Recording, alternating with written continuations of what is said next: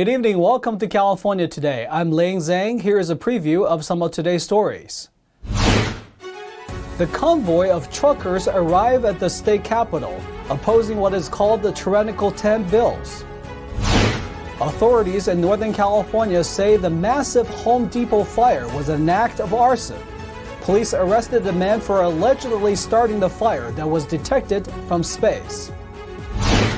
Los Angeles, California is planning to increase its police presence as crime is on the rise. City officials and residents don't agree on who is to blame. A federal judge in Florida voided a national mask mandate for airlines and other forms of public transportation on Monday. Now, multiple agencies in California are updating their masking rules. Let's take a look at who is dropping the masks and who is keeping them. California transportation agencies are updating their masking requirements following a Florida court decision to void the national mask mandate for public transportation. For airports, the Los Angeles, San Jose, San Francisco, Oakland, and Sacramento International all said masks are encouraged but no longer enforced inside the buildings. A number of major airlines, including United, American, Alaska, Delta, and Southwest, are also allowing people to fly with masks optional. As for the train system, Amtrak is following suit, saying both passengers and employees are no longer required to wear masks while on board trains or in stations. Southern California's railway system, Metrolink, is also making masks optional, effective immediately. Similarly, Sacramento Regional Transit recommends masks, but no longer requires them. Meanwhile, Bay Area Rapid Transit, or BART, is allowing riders to go mask optional, while waiting for further federal guidance. But some public transit agencies are still asking riders to continue masking up on buses and trains, despite the Monday federal court ruling in Florida. The Los Angeles County Metropolitan Transportation Authority is still asking riders to continue masking on buses as the agency waits for further guidance from the federal government. San Francisco's Muni system, which runs buses, light rail, streetcars, and cable cars, said a mask order remains in effect until further notice. Likewise, masks are still required on Valley Transportation Agency, or VTA, and AC Transit buses and light rails. Many agencies say these are their current masking policies as they await further federal guidance. Uber also announced that the masks are no longer required for drivers and passengers. Speaking of mandates, the People's Convoy arrived at the California Capitol on Monday from Los Angeles to call for an end to the COVID-19 vaccine mandates. They arrived a day ahead of when the state lawmakers are supposed to vote legislation related to vaccine mandates.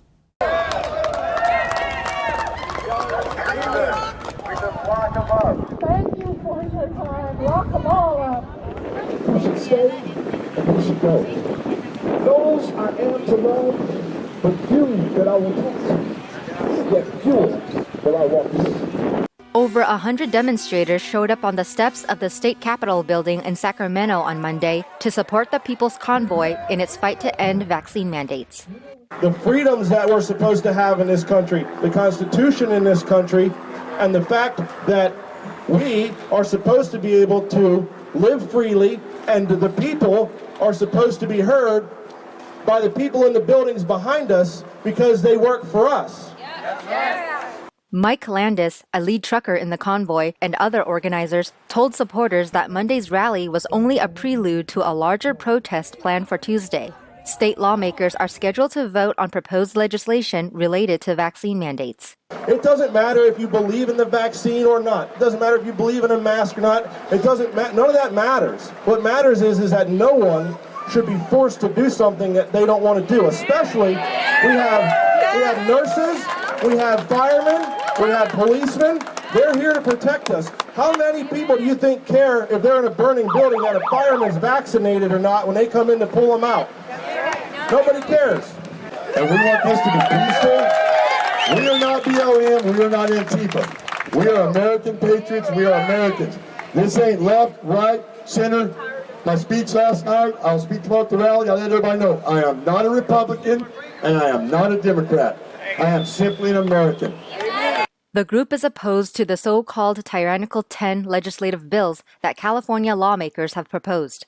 3 of the original 10 bills have been put on hold: AB 1993 on employee vaccination requirements, SB 871 on adding COVID-19 injections to the immunizations list for schools, and SB 1184 on disclosing a child's medical information to school without parental consent. But Landis and other organizers warn that lawmakers could try to reintroduce them.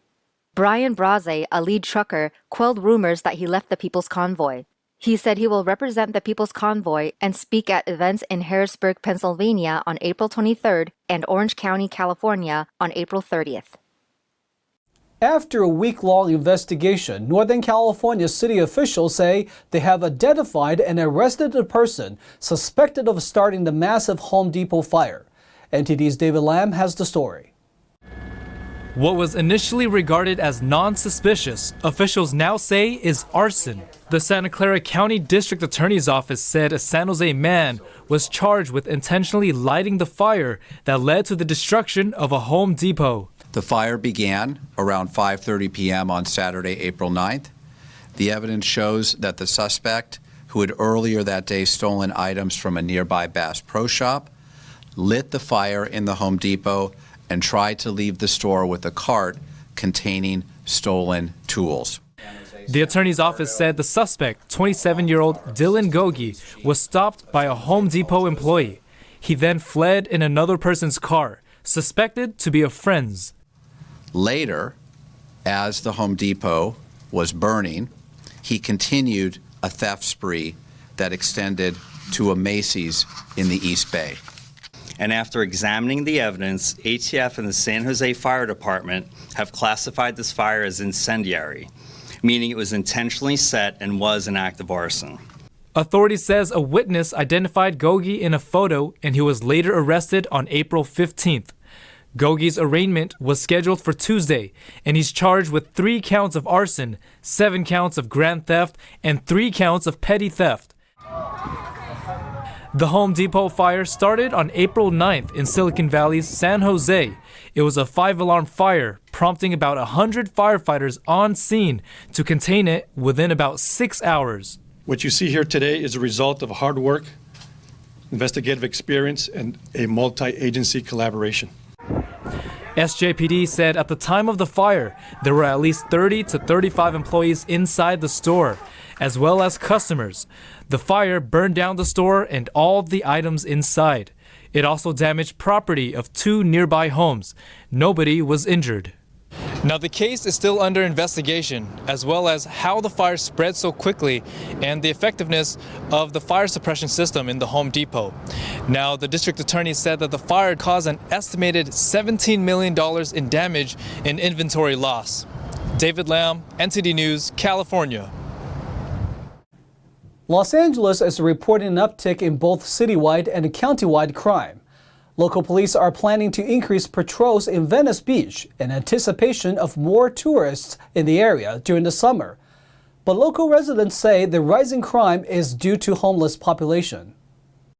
The Los Angeles Police Department Pacific Division is planning to temporarily increase its presence in Venice Beach as tourists are expected to flock to the city during the summer months. According to LAPD, a total of 3 sergeants and 20 patrol officers were assigned to the area earlier in April. Officers will be undergoing special training and are expected to patrol the beach until October. But residents in the area say the uptick in crime is largely due to the homeless population using drugs and living in encampments and RVs near neighborhoods. They welcome the extra help from law enforcement, but say public safety should not be tailored exclusively for tourists. Sean O'Brien told the Epoch Times the police presence is appreciated as a deterrent, but when the sun goes down, the mayhem ramps up and no help for the weekdays. Another resident, Yolanda Gonzalez, told the Epoch Times a homeless person broke into her property 2 weeks ago. The person lives inside the encampment across the street from her home. According to the recent homeless count, nearly 2,000 people were recorded living on the streets in Venice, while Skid Row had over 4,000. Citywide, Los Angeles has over 41,000 homeless people, and the county has over 62,000. Los Angeles Sheriff's Department and city officials cleared out hundreds of encampments last summer. According to the LAPD Pacific Division's data, violent crime has increased by nearly 28% over the last 2 years, but arrests were down 27.2%. A group of parents, teachers, and students are calling on the Southern California School District to end its staff COVID-19 vaccine mandate. Instead of uncredentialed people standing in for teachers, parents want unvaccinated teachers to return to school. Bring back our teachers, bring back our students, bring back our staff. Parents, teachers, and students gathered outside the Los Angeles Unified School District last Friday to ask their district to end the vaccine mandate. They want teachers in classrooms again to alleviate the worsening teacher shortage. Our teachers are suffering without us in the classroom because they have been having very challenging days, being that they're short-staffed, they don't have the support from admin, some of them. Los Angeles Educators and Parents United organized the rally. It's in response to LAUSD Superintendent Alberto Carvalho's recent plan to fill 400 vacant teaching positions by drawing from a pool of about 3,000 administrators and other district staff. The group's leaders believe the district is facing teacher shortages largely due to the vaccine mandate, which was enacted on November 15th. Since November, the LAUSD, the largest school district in California, has fired 800 staff members for not complying with the mandate. About 600 teachers were forced to move to teach remotely on the district's online learning program. Also, what brought me out here is that I am standing up for my rights, for my family's rights, my own kids' rights, and I want to get back to work, to classroom. I want to be there for my children. I want to be there for my kids at work, and I want to be there because I love my job. Cortez hasn't been back to the classroom since October 15th. I don't agree that if you are going to get an education, you have to do this or do that. Otherwise, you're going to get kicked out. The two groups already sent a letter to the district on April 8th requesting to meet with Carvalho. They want to talk about allowing unvaccinated credentialed teachers to return to campuses and removing student and staff COVID-19 vaccine mandates for the upcoming school year. We're going to take a short break, but here's a look at what we got for you when we come back. A 30-year-old cold case has been solved. Law enforcement say they identified the victim with the help of DNA testing. Tesla fired back against the lawsuit. It said the state agency never even came to the factory to investigate the racism claims. 4 orphaned bear cubs have been released back into the wild. The cubs spent months under the care of biologists who nursed them back to health. That and more on California Today.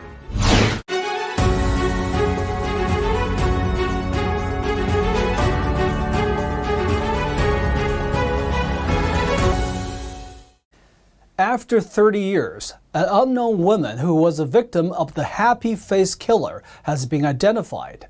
The murderer was sentenced to life in prison back in 1995. The Santa Clara County Sheriff's Office announced Tuesday they have identified one of the victims of a notorious serial killer linked to at least 8 killings in the 1990s. Detectives used DNA and advanced investigative genetic genealogy techniques to identify Patricia Skipple, who was about 45 at the time. After a lot of persistence and a partnership with the DNA Dope Project, we moved through potential matches and potential persons who would help lead us to identifying our victim. I think that these new methods are proven to be solid and working and identifying individuals that were previously had gone unidentified for several years. I think the collaboration with the agency and organizations like our own are being able to bring closure to these families. Skipple was a victim of Keith Hunter Jesperson, or the Happy Face Killer. Her body was discovered along the side of Highway 152 near Gilroy in June 1993. Jesperson is known as the Happy Face Killer because he signed anonymous letters he sent to media outlets and law enforcement agencies with a happy face symbol. Officials say he claims to have killed 8 women on the West Coast in the span of 5 years. He was sentenced to life in prison in 1995 and is currently in a state prison in Oregon. I had the opportunity to last week go and meet with the family in person, and there's really nothing like being able to give closure to a family who has been waiting for several years to find out what has happened to their family member. Skipple was a mother of 2 and a longtime resident of Colton, Oregon, where she worked as a nurse's aide and in local canneries. Skipple's niece, Martha Lavon Evans, has also been missing since February 1990. She was 32 at the time. Tesla responded to a lawsuit against its factory in Northern California over alleged workplace racism. The company said the state's agency that filed the suit never even came to the factory to investigate claims. Tesla fired back at the state's Department of Fair Employment and Housing, or DFEH, over a recent lawsuit alleging racism in its factory. According to a Bloomberg report on Monday, Tesla said the department is out to make sensational headlines and has abandoned its founding purpose. The Monday filing submitted to a state court in Oakland requests a judge to put the department's February lawsuit on hold. The filing wrote DFEH conducted a bare-bones investigation without interviewing key witnesses, requesting key documents, or ever stepping foot in the Fremont facility. The department accused of Tesla of ignoring years of racial slurs on its assembly line floor in Fremont. According to a recent Bloomberg report, the DFEH is in some controversy after Governor Gavin Newsom fired one of his top lawyers. According to a new poll, more Californians feel not only that both state and federal taxes are too high, but also their financial prospects are worse for the future. The UC Berkeley Institute for Government Studies, or IGS, released research data on Friday about Californians' feelings on finance. The poll found Californians feel taxes are too high and economic outlooks are low. 64% of registered voters said state and federal taxes are too high, with 26% saying the amount was about right. That's 10% more people who feel taxes are too high compared to 2016. 42% of voters say they are now worse off financially compared to 1 year ago. 37% said no change, and 21% said they're better off. Almost half of the responders said they expect no change in their economic future, while 30% expected things to get worse. IGS co-director G. Christina Mora said, "The findings indicate that many Californians are feeling pinched in today's economy. While the pandemic brought gains for a few, a much larger percentage of Californians have borne an economic burden during this time period." The poll came out just ahead of both tax day and lawmakers' return to Sacramento after a spring recess. Lawmakers have voted down certain tax decreases, such as legislation to halt the state's gas tax. 4 bear cubs spent half a year under the care of a wildlife specialist in San Diego. All cubs made a successful recovery and were recently released back into the wild. Let's meet the cubs. After 6 months in captivity, 4 orphaned bear cubs have been released back into the wild.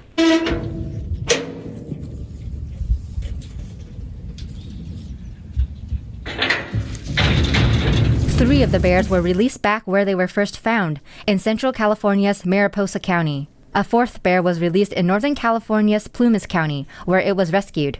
The cub had burned paws when it approached firefighters during the Dixie Fire on August 31, 2021. The 3 sisters and the single male were all about 7 months old when they were taken to the San Diego Humane Society's Ramona Wildlife Center. The animal care team nursed all 4 bears back to health.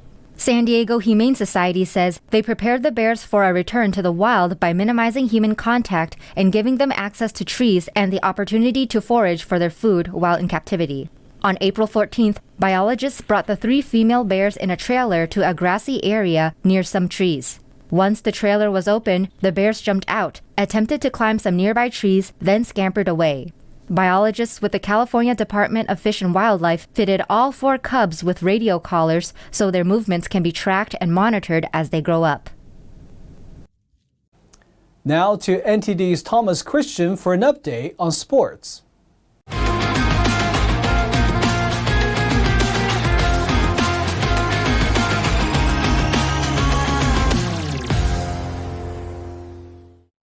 I'm Thomas Christian, giving you the California Today Sports Roundup. News broke over the weekend that 2021 first-round pick Trey Lance believes he has received indications that he will be the starter next year, according to ESPN's Jeremy Fowler. That would mean that last year's starter Jimmy Garoppolo would either be the backup or be traded or released this offseason. Several teams have already expressed their interest in Garoppolo, and the Carolina Panthers have reportedly done their homework on the QB, per Fowler.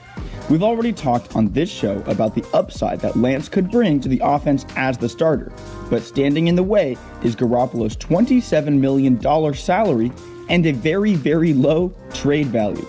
Most quarterbacks that were made available in the NFL to be traded have already gotten good trade offers and have been shipped off. Garoppolo is seen around NFL front offices as a bottom-of-the-barrel starting quarterback.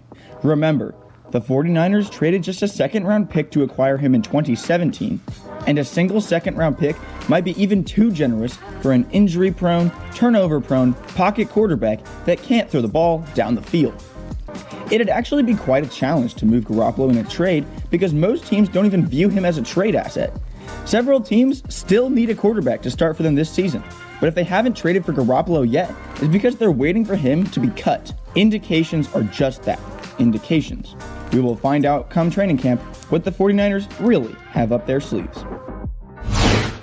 Five-time Olympic champion Elaine Thompson-Herah posted the fastest women's 100 meters in the world this year with a time of 10.89 seconds at the Golden Games in Walnut, California on Saturday.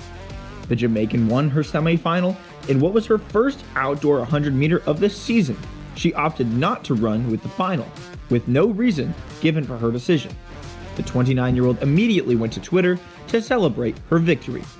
Thompson-Herah became the first woman to win back-to-back Olympic sprint doubles when she retained her 100-meter and 200-meter titles in Tokyo and capped a memorable games with gold in the 4x100-meter relay. There is a new death lineup for the Golden State Warriors.